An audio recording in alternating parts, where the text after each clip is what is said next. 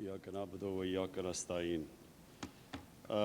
जाम साहब, आपने अभी बात की कि पहले वाले जो आए वज़ीर आज़म या मुल्क के सरबराह, तो उन्होंने वो तवज्जो बलूचिस्तान को नहीं दी जो देनी चाहिए थी।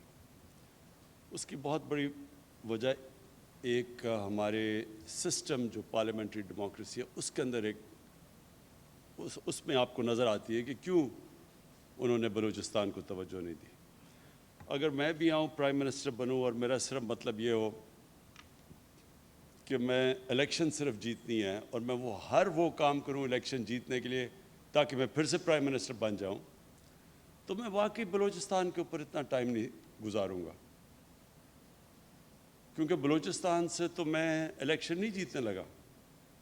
तो मैं ये सोचूंगा कि बजाय बलूचिस्तान में जाने के लिए मैं क्यों ना लंदन में जाके अपना इस गर्मियाँ गुजारूं और हैरिड्स में शॉपिंग करूं।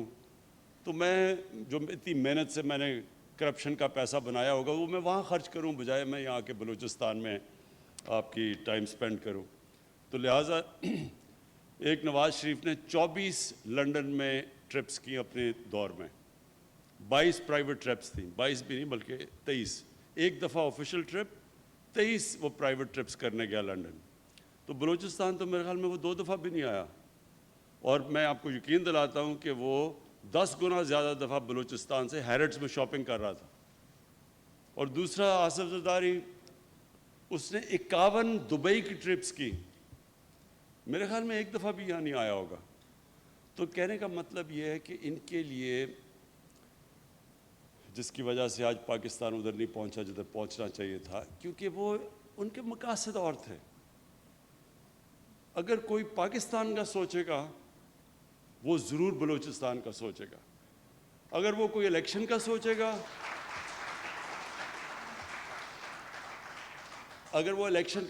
तो वो सोचेगा कि फैसलाबाद डिवीज़न, सिर्फ फैसलाबाद डिवीज़न में बलूचिस्तान से ज़्यादा नेशनल असम्बली की सीट्स हैं, तो वो वहीं तवज्जो दे दे, वो पास भी है।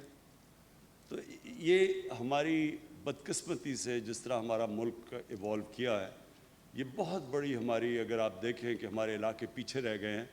अब फाटा सारा कबायली इलाके के अंदर, जिस तरह बलूचिस्तान की ह्यूमन डेवलपमेंट इंडेक्स, मीनिंग कि कितना इंसानों के ऊपर पैसा खर्च किया गया, तो आप देखेंगे ये सारे इलाके पीछे रह गए। नॉर्दर्न एरियाज़ हमारे, उधर किसी ने तवज्जो नहीं दी, क्योंकि उधर से भी इलेक्शन किसी ने नहीं जीतना था। तो वो सिर्फ उन एरियाज़ को देखते थे, वो कैलकुलेट करते थे कि 5 साल में मैं ये इलाके, इधर मैं पैसा खर्च करूँ, इधर से मैं जीतूँगा, फिर वापस वज़ीर आज़म बन जाऊँ। तो हमारी बड़ी बदकिस्मती है। लेकिन ये रियलाइज़ नहीं करते कि अगर वो सारे पाकिस्तान के ऊपर तवज्जो देते तो वो शायद अभी भी वज़ीर आज़म बने रहते, क्योंकि मुल्क सारा इकट्ठा मुल्क उठता है। ये नहीं होता कि एक छोटा सा इलाका उठ जाए और बाकी मुल्क पीछे रह जाए।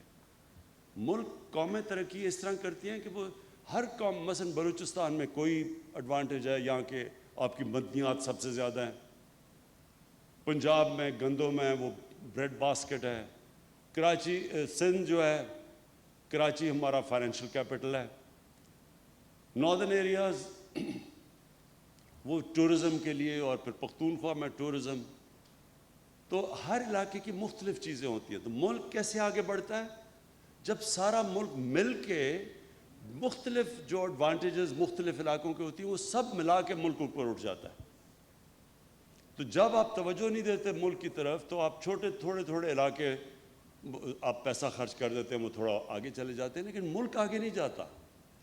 तो बलूचिस्तान, मैंने हमेशा ये सोचा था कि अल्लाह ने जब भी हमें मौका दिया तो हम बलूचिस्तान के ऊपर इसलिए तवज्जो देंगे कि बलूचिस्तान जब उठेगा, जब बलूचिस्तान में अमन होगा, जब बलूचिस्तान के लोग ये समझेंगे कि हमारा भी पाकिस्तान है, ये पाकिस्तान, इसके लिए हमें भी लड़ मरना चाहिए, क्योंकि ये पाकिस्तान हमारा भी सोचता है, हमारी बुनियादी ज़रूरियात का ये पाकिस्तान सोचता है, हमारी मुश्किलों का ये सोचता है। तो तब बलूचिस्तान के लोगों को कभी फ़िक्र नहीं हमें होनी चाहिए थी कि इंसर्जेंट्स आ गए हैं या ये जो तहरीक में लगे हुए हैं। میں ویسے سوچ رہا ہوں ان سے بھی بات کرنے کا کہ یہ ہو سکتا ہے کہ ان کو پرانے زمانے میں رنجے ہوں اور استعمال بھی ہوں دوسرے ملکوں سے، ہندوستان ان کو استعمال کرے انتشار پھیلانے کے لیے، لیکن اب تو وہ نہیں ہے حالات۔ کبھی بھی بلوچستان کی تاریخ میں ایک فیڈرل گورنمنٹ جو کہ بڑے مشکل معاشی حالات سے نکل رہی تھی، اور ابھی بھی اللہ کا شکر ہے ہمارے حالات ابھی بہتر ہیں، لیکن وہ حالات نہیں کہ ہم اتنا زیادہ بلوچستان کو پیسہ دے سکیں federal P S D P سے، جبکہ اتنی زیادہ ہمارے اوپر پنجاب میں، اور پنجاب کے لوگ سب سے بڑا صوبہ ہے، وہاں سے بڑی ڈیمانڈز ہیں، سارے پاکستان سے ڈیمانڈز ہیں، لیکن سب سے زیادہ پیکیج ہم نے بلوچستان کو اس لیے دیا کہ ہمارا خیال ہے کہ بلوچستان کے لوگوں سے واقعی انصاف نہیں ہوا، وہ پیچھے رہ گئے، اور بلوچستان سے سینٹر نے بھی انصاف نہیں کیا، اور بلوچستان کے اپنے سیاستدانوں نے بھی اس سے انصاف نہیں کیا۔ جو پیسہ آتا بھی تھا میرے خیال میں وہ بھی صحیح طرح نہیں لگا، اور وہ لوگوں نے اپنی ذات کے اوپر وہ پیسہ خرچ کیا ہوگا، لیکن بلوچستان کے لوگوں کے لیے جو پیسہ جانا چاہیے تھا، اس لیے وہ جو سارا ایک احساس محرومی پھیلنی شروع ہوگی بلوچستان میں، یہ کبھی نہ پھیلتی اگر بلوچستان کے لوگ بھی جو اپنے پولیٹیشنز تھے وہ بھی اپنا صحیح معنی میں اندر جو بھی پیسہ ملتا تھا وہ صحیح معنی میں خرچ کرتے۔ تو میں صرف آپ کو یہ بتانا چاہتا ہوں کہ ایک تو ہم نے سب سے بڑا اپنا پیکیج دیا فیڈرل گورنمنٹ نے بلوچستان کو، لیکن میں صرف یہ گوادر کے لیے جو ہم نے کوشش کی اب تک، اور یہ ابھی شروعات ہے، انشاءاللہ یہ بڑھتی جائیں گی۔ ایک تو ہم ڈی سیلینیشن پلانٹ کے اوپر پوری اب کوشش کر رہے ہیں کہ جلدی سے جلدی ایک لگے، چائنیز کے ساتھ مل کے بھی ایک 300 بیڈ کا ٹیچنگ ہاسپٹل بن رہا ہے۔ یہ ٹیچنگ ہاسپٹل زیادہ ضروری ہوتا ہے، اس سے پھر آپ کے ڈاکٹرز بھی ٹرین ہوتے ہیں یہاں، آپ کی نرسز بھی ٹرین ہوتی ہیں، تو وہ صرف یہی نہیں کہ ہاسپٹل علاج کرتا ہے، وہ ٹرین بھی کرتا رہتا ہے اس کے بعد۔ پھر جو جام صاحب نے بھی بات کی کہ یہ جو باہر سے بڑے بڑے ٹرالرز آتے ہیں اور ہمارے صدیوں سے یہاں لوگ، ان کی صرف روزگار ہی ہے کہ سمندر میں مچھلیاں پکڑیں، اور یہ بڑے بڑے ٹرالرز آتے ہیں اور وہ آہستہ آہستہ جو ان کا روزگار ہے وہ دیکھتے ہیں کہ کم ہوتی جاتی ہیں مچھلیاں۔ تو ہم نے اب پوری طرح یہ جو بڑے بڑے فورن ٹرالرز آتے ہیں ان کے اوپر ہم نے پورا بین لگا دیا، اور وہ جو چائنیز ٹرالر کی میں اس لیے بات کر رہا ہوں کہ کوئی چائنیز گورنمنٹ ہمارے بڑے اچھے تعلقات ہیں، ان کو کوئی اس چیز میں برا نہیں ہوگا کہ کوئی اللیگل غیر قانونی طور کے اوپر یہاں فشنگ کرے، ان کو کوئی نہیں ہوگا۔ ہم پاکستانی کوئی چیز چائنا میں اللیگل کرے تو چائنیز اس کو سزا دیتے ہیں، اور ہاں کہیں بھی دنیا میں کوئی کرے جو بھی قانون توڑتا ہے اس کو سزا ملنی چاہیے، تو اس کا ان کو کوئی اعتراض اس کا نہیں ہونا چاہیے۔ لیکن یہ میں آپ کو شور کر دیتا ہوں کہ اپنے یہ جو محنت کش لوگ جو بڑی مشکلوں سے اپنی روزی کماتے ہیں، ہم آپ کو پوری طرح پروٹیکشن دیں گے۔ ایک ہم نے قرضے دیے ہیں کامیاب جوان میں، ہم نے 10 ارب روپے کے قرضے کامیاب جوان پروگرام میں، اور میری ٹائم جو ہماری منسٹری ہے انہوں نے مل کے پروگرام بنایا ہوا ہے کہ مچھلیوں پکڑنے والوں کی جو ان کی کشتی ہیں ان کو اپ گریڈ کرنا، ان کا جو بھی یہ استعمال کرتے ہیں مچھلی پکڑنے کے لیے ان ساری چیزوں کو اپ گریڈ کرنا۔ تو اس میں سے اب تک ہم نے 10 ارب روپیہ ہم نے ایلوکیٹ کیا تھا، اس میں سے 5 ارب روپیہ ہم خرچ کر چکے ہیں کہ مچھلیاں پکڑنے والوں کے لیے قرضے دے چکے ہیں۔ پھر ہم نے فیصلہ کیا تھا کہ ہم لو کاسٹ ہاؤسنگ، یعنی ہم سستے قرضوں کے اوپر لوگوں کو دیں گے تاکہ لوگ گھر بنا سکیں۔ تو ہم نے اپلیکینٹس مانگے ہیں، 4000 گوادر سے ہمارے پاس اپلیکیشنز آئی ہیں، اس میں سے ہم نے اب 200 ایکڑ زمین کی نشاندہی کی ہے، جس میں سے 2500 گھر ہم انشاءاللہ بنانا شروع کرنے لگے ہیں۔ یہ لو کاسٹ ہاؤسنگ ہے۔ پھر ہم نے اسکالرشپس کا پروگرام رکھا کہ یہاں کے لوگوں کے لیے ہم اسکالرشپس دیں، یہ احساس پروگرام کے نیچے جو ہمارا بہت بڑا احساس کا پروگرام ہے، اس میں اب تک ہم نے جو ہمارے پروگرام میں جو ہم نے آئیڈینٹیفائی کیے ہیں وہ 4698 نوجوان ہیں جن کو ہم احساس کی اسکالرشپس دے رہے ہیں. اور پھر ہماری یہ کوشش ہے کہ جو کمیونیکیشن، دیکھیں سب سے بڑا مسئلہ یہ بلوچستان کا، ایک کمیونیکیشن اتنا بڑا علاقہ ہے، آبادی پھیلی ہوئی ہے یہاں، ان کو پہنچنے کے لیے کنیکٹیوٹی کا بڑا ایشو ہے.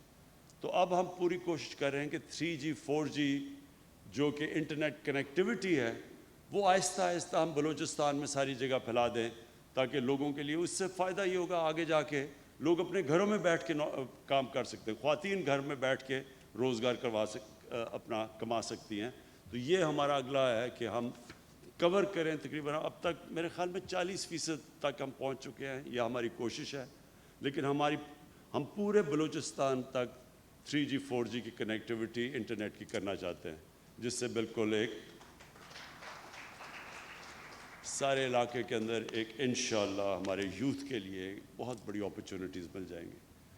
میں آخر میں آپ سب کو ایک چیز پھر سے اس چیز کا احساس دلوانا چاہتا ہوں کہ ہماری گورنمنٹ ہر سال ہمارا انشاءاللہ ہماری اکانومی جیسے جیسے اٹھ رہی ہے، ہماری آمدنی جیسے جیسے بڑھ رہی ہے، ہم بلوچستان کے لیے، میں جام صاحب آپ کو بھی اشور کرتا ہوں کہ ہم بلوچستان کے لیے ہر سال اپنی کنٹریبیوشن بڑھاتے جائیں گے. اور اس لیے بڑھاتے جائیں گے کہ ہم یہ سمجھتے ہیں کہ پاکستان کے لیے یہ ضروری ہے کہ بلوچستان سے جو احساس محرومی ہے، جو پیچھے رہ گئی ہے، جو باقی ملک آگے چلا گیا اور جو بلوچستان پیچھے رہ گیا ہے، انشاءاللہ ہم پورا زور لگائیں گے، ہم بھی آپ کے لیے کریں گے. اور دوسرا یہ جو سی پیک ہے، یہ اصل میں سب سے زیادہ فائدہ سی پیک کا بلوچستان کو ہے.